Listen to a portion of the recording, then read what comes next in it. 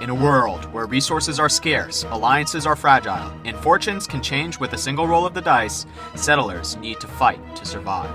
Through collecting and trading resources to build settlements, roads, and cities, these settlers engage in a battle where every decision can determine the path to ultimate victory. I win. Dang it!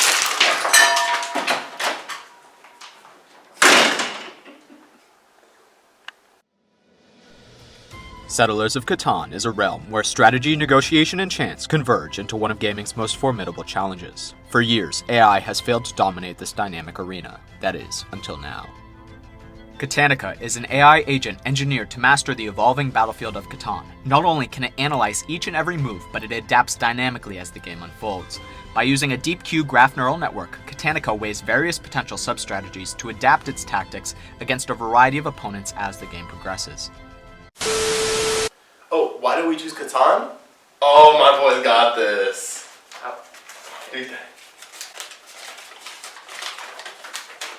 Alright, so the reason we chose Catan was because of the complexity of the game and the large number of random factors involved that can normally confuse a reinforcement learning agent.